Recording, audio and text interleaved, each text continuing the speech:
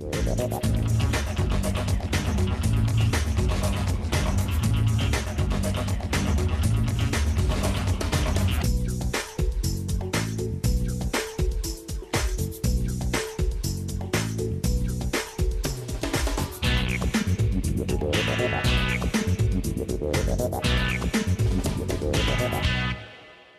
saludamos desde Canal UCR, este medio televisivo que se paga con los impuestos que tributan los habitantes de este país, y en esta ocasión vamos a rendir homenaje a un homenaje que este país ha rendido a un benemérito de la patria, al doctor Ortiz Gayer, quien era benemérito en su vida, de manera que el primer poder de la República lo único que hizo fue transparentar un hecho que era importante.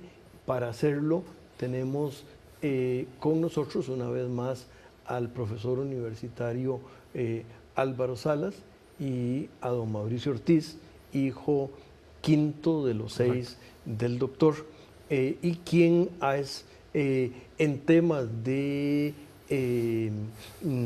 no es nuevo en este estudio, porque ya ha estado en el pasado en presentación de videos de los cuales él fue responsable. Con ellos hablaremos una vez que el canal nos invite a hacerlo. Regresamos.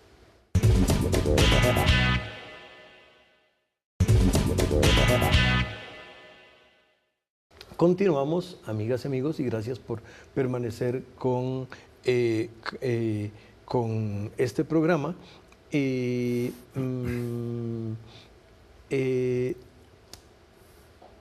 Usted, doctor Salas, fue compañero del doctor Ortiz en San Ramón, que además es la tierra natal de don Mauricio, de manera que ese puede ser un buen momento para arrancar el proceso y un poco el traer a la memoria y a las vivencias de las amigas y amigos que nos acompañan en este programa desde sus aparatos de televisión y ahora hasta de las computadoras pequeñas. Cuéntenos de ese periodo, por favor. Sí, bueno, yo tengo una relación con el doctor Ortiz que podríamos decir en 4 momentos, 4 momentos muy importantes en mi vida. Primero, de estudiante. Cuando era estudiante de pediatría, el doctor Loría Cortés, que en paz descanse, nos rotaba por San Ramón, nos rotaba por el proyecto y el programa de San Ramón, ¿verdad? Entonces íbamos los sábados a pasar todo el día en las actividades del programa y ahí conocí al doctor Ortiz, ¿verdad? El doctor Ortiz era un hombre así de la estatura de Mauricio, ¿verdad? Más grueso, con una presencia muy importante. Y entonces uno de estudiante de medicina lo veía como un poco, ¿verdad? Mejor no meterse mucho ahí. Perdón, y el doctor Salas es relativamente alto. Claro, pero resulta pero que... a la par de él no. Y tenía una voz profunda, ¿verdad? Una persona con una voz muy profunda. Y entonces, en el momento que llegaba, se sentía su presencia con una gran fuerza. Y entonces, durante toda la carrera pasamos a San Ramón en rotaciones que hacíamos, ¿verdad? Muy bonita, una experiencia muy bonita. Posteriormente, me corresponde, en otro plano, ¿verdad?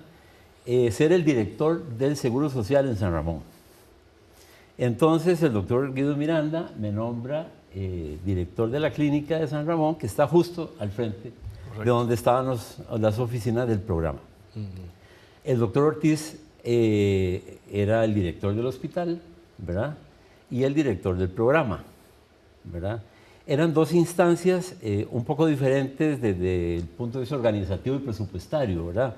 Uno pertenecía directamente al Ministerio de Salud, ¿verdad? Y otro a través de la Junta de Protección Social de San Ramón, entonces tenía por ahí un nexo un poco diferente. Pero digamos, era en 2 instituciones públicas muy importantes. Entonces, hay que recordar que en esa época solo el Hospital de San Ramón no estaba integrado a la Red Nacional Pública Hospitalaria, ¿verdad? ¿Fue el último que se integró? Fue el último. Pero pasaron muchos años. Entre el último que se pasó del Ministerio de Salud a la Caja y pasaron muchos años. Y fue una clarísima oposición del doctor Ortiz a que se pasara, ¿verdad? Él no quería pasarlo. Él quería mantenerlo separado como un programa muy diferente, ¿verdad? Que ya empezaba a tener hijos, porque resulta que el doctor Guillermo Robles Arias, desde la Caja, otro pediatra, ¿verdad?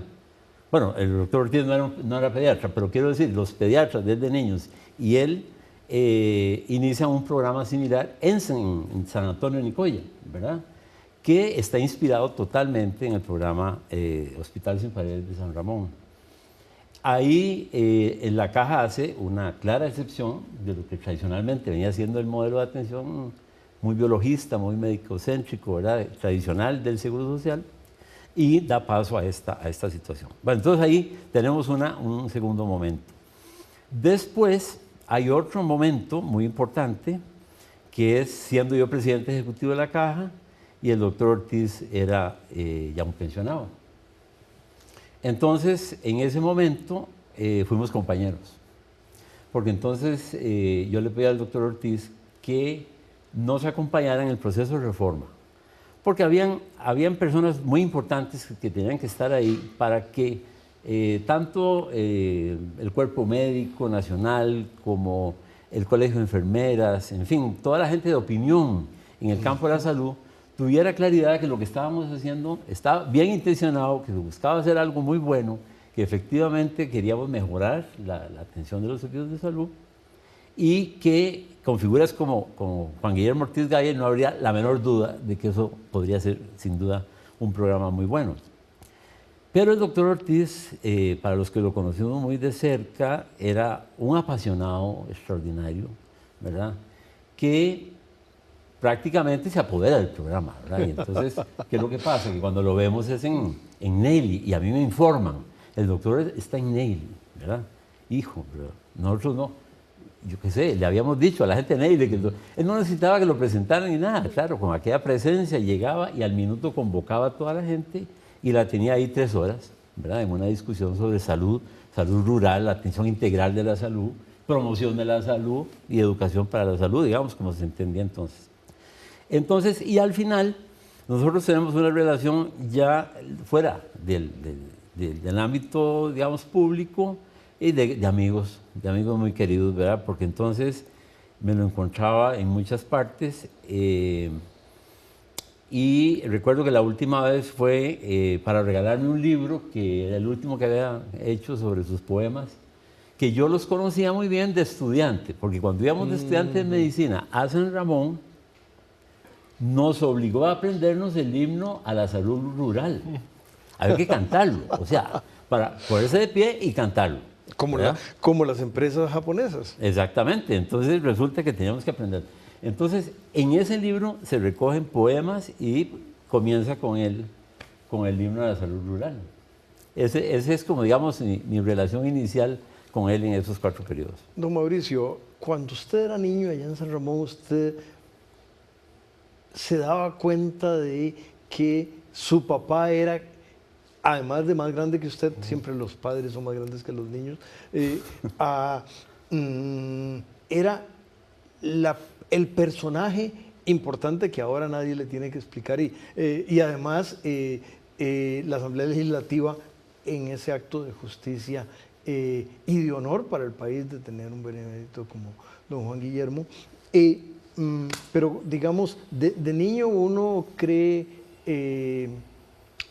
y tal vez con esto voy a mencionar algo que se sale del programa, pero que es de este contexto. Mi hija dice que la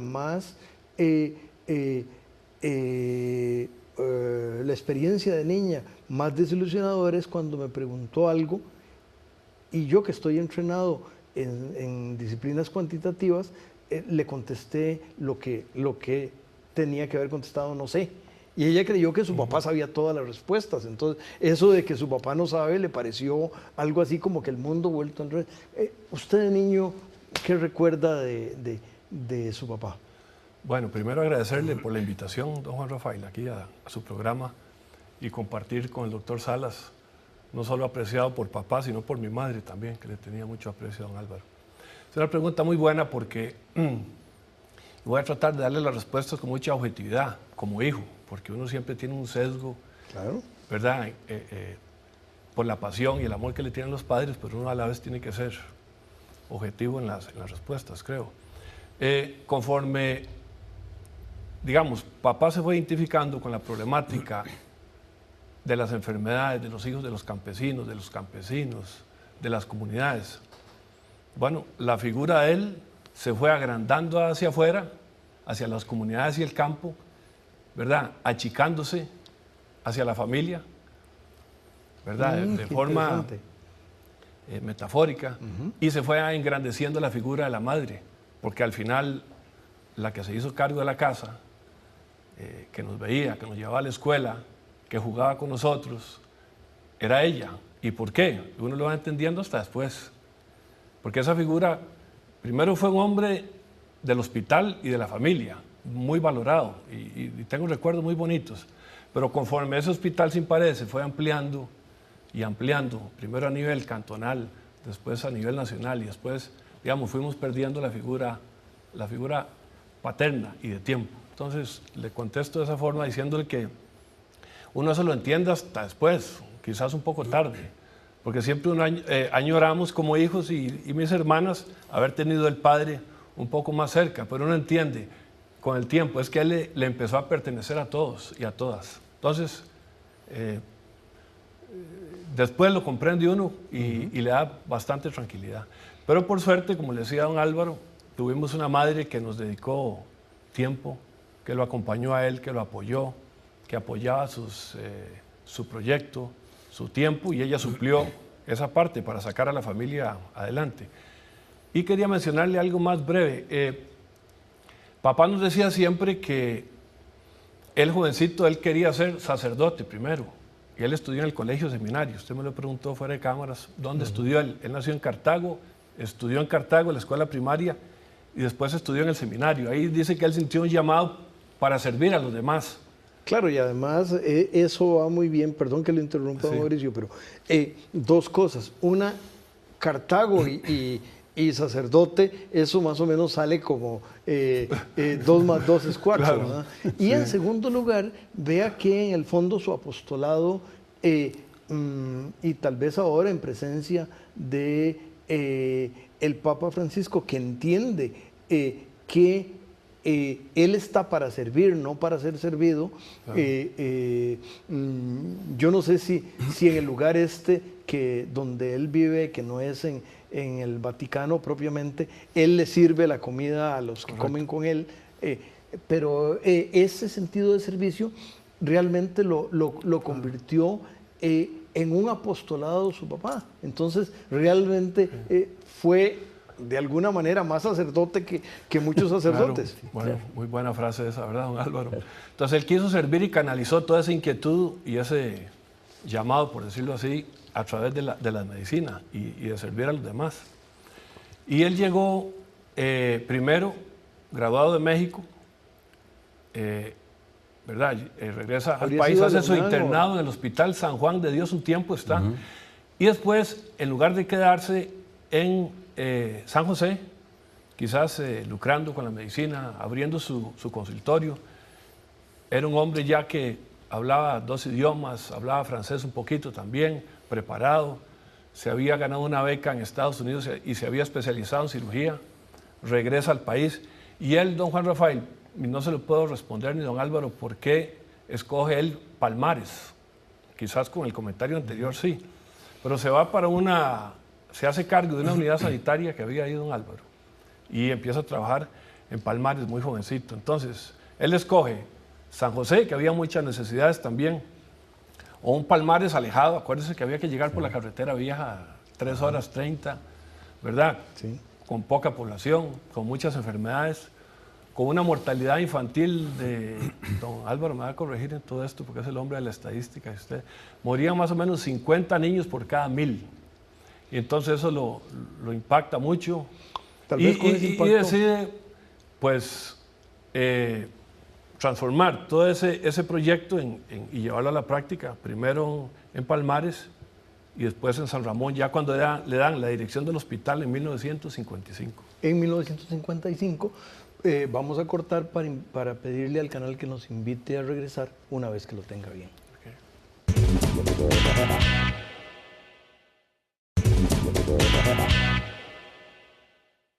Gracias por permanecer con nosotros y estaba don Mauricio conversando de 1955. Correcto, yo no había nacido en ese año todavía, don Juan Rafael.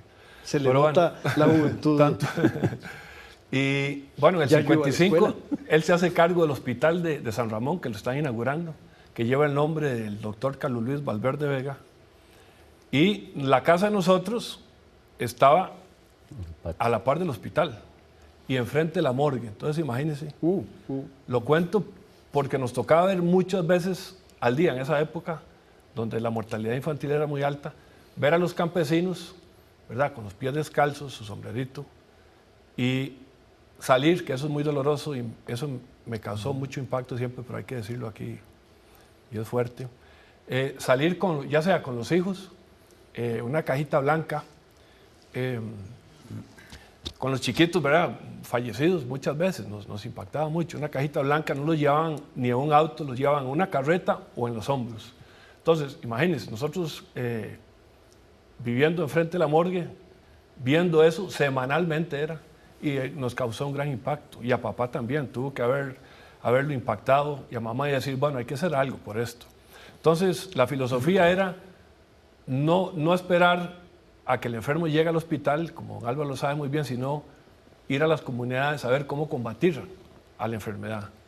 Y entonces, bueno, empieza él la lucha, visitando el campo, visitando campesinos, averiguando por qué llegaban los niños con enfermedades de la época que era, don Álvaro, gastroenteritis. Gastroenteritis y enfermedades respiratorias, y con caminos de mucho barro y muy inaccesibles. Y si ustedes se acuerdan, don Álvaro me corrige, don Juan Rafael, los médicos andaban de camisa blanca, pantalón blanco y zapatos blancos. Papá no podía tener eso. Le decía a mamá, es imposible tenerle usted el uniforme, por llamarlo de una forma, la gabacha blanca y limpia, porque siempre llegaba embarrialado. Entonces, no se me olvidan esas escenas nunca. Y en el video se ve a su papá en motocicleta y se le ve a caballo, de manera que imagínense en una y en otra con vestido blanco. Vestido blanco, sí. Bueno, pero... Perdón, para interrumpirte ahí. Cuando él empieza a ir, ¿verdad?, a las comunidades, entonces logra que el Ministerio de Salud envíe un poco más de médicos a nivel rural. Correcto.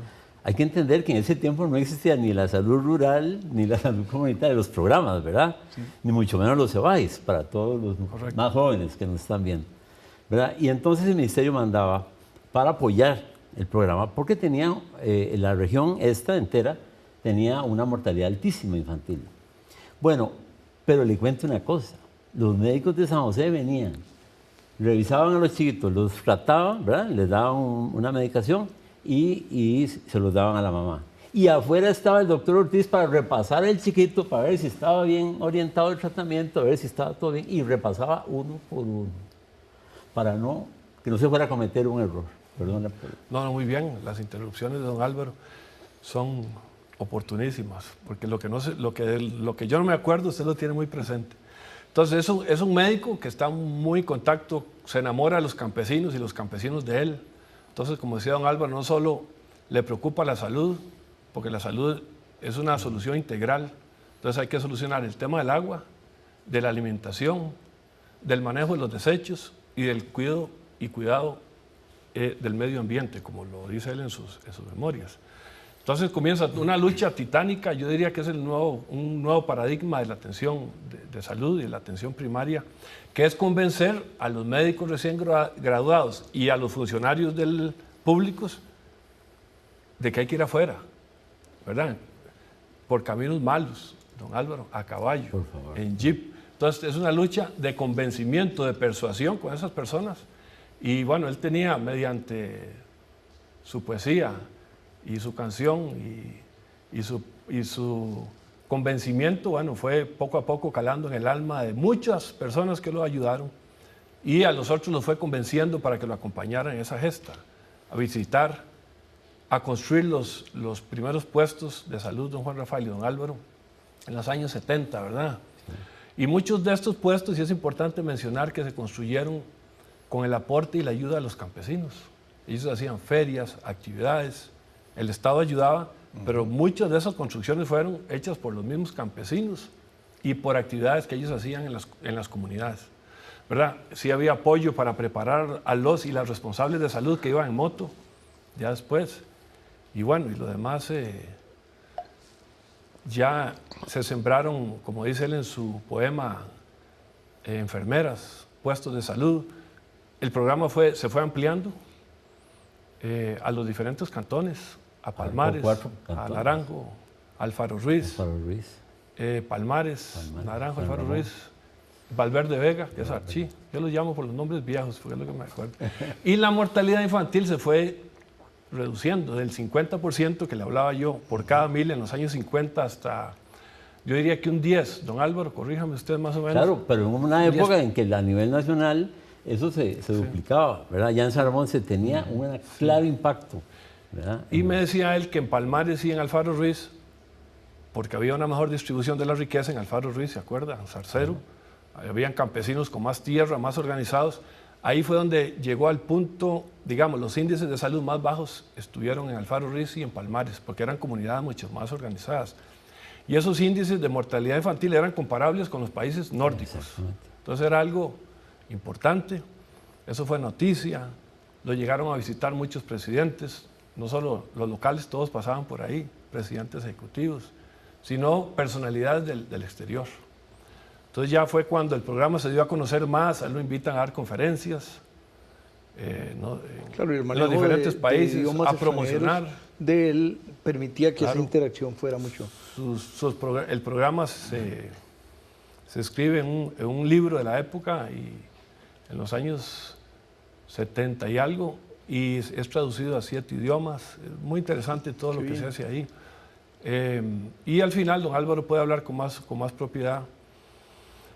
A él se le invita a una conferencia en Halifax, en Canadá, para hablar sobre la experiencia de San Ramón y el Hospital Sin Paredes, para que ese modelo, ¿verdad?, que fue escogido en América entre varios, fuera llevado al Congreso de Alma Ata, que don Álvaro sí me gustaría que se refiriera a eso un poquito, ¿verdad?, que es donde se promovieron las políticas mundiales de atención primaria, con el objetivo de atención primaria para todos en el año 2000. Entonces con eso le dejo un poco a don Álvaro el tema como conocedor. Bueno, pero tal vez antes de eso yo quisiera dejar planteado una situación que a mí hoy me sigue impresionando, ¿verdad?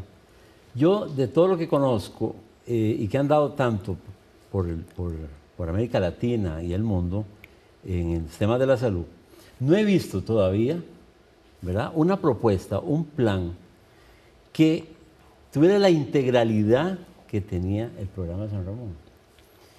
Porque Juan Guillermo Ortiz Gayer, para los que nos están escuchando, no era un funcionario que se sentaba en una silla, ¿verdad? No, él acompañó a los campesinos sin tierra a tomas de tierra. Sí, para que se tenga una idea de la dimensión de este personaje, ¿verdad? Lo que hacía complicadísimo el manejo del tema, porque ya la autoridad, por otro lado, entendía que, bueno, que no se podía permitir, pero que ya, pues si el doctor Ortiz lo estaba haciendo, seguro que sí había que hacer alguna cosa así, ¿verdad? Bueno, porque él entendía que sin comida, sin trabajo, sin tierra, el campesino no tenía mayores posibilidades de sobrevivir, ¿verdad? No solo era un tema de aprender a lavarse las manos, servir el agua, que las normas higiénicas en la casa mejoraran, que los animales lo sacaran de la casa, ¿verdad?, que el chancho lo amarraran afuera, ¿verdad? Sino que además, ¿verdad?, era de comer, así de básico, de comer diariamente. Lo interrumpo, don Álvaro, por algo muy breve. 2 proyectos que se concretaron de esos es en Valle Azul y en La Tigra. En esos 2 lugares, asentamientos grandes donde él dirige tomas de tierras ilegales, para que quede claro, ¿verdad? Y resulta que hoy son asentamientos, ¿verdad?, donde funcionan pueblos enteros, ¿verdad? Pero no solo eso, sino que por el lado zarcero había tanta leche, ¿verdad? Y había tantos campesinos que tenían vaquitas, productores de leche, pero que se perdían porque no había posibilidad de venderlas.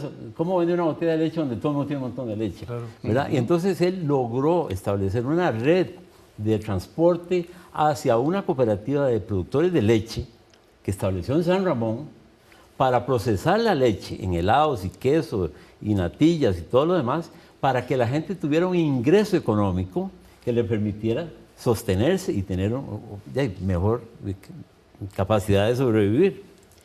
De manera que como esta experiencia, tuvo 2 o 3 más, donde él le dio esa integralidad fundamental a lo que es el concepto de salud que hoy conocemos, ¿verdad? Porque ya hablamos de promoción de la salud, pero todavía nos quedamos muy en el campo de la salud. Él entendió que había que dar un paso más muy atrás. del Ministerio de Salud y no del... de la economía entera. Exactamente. ¿Verdad?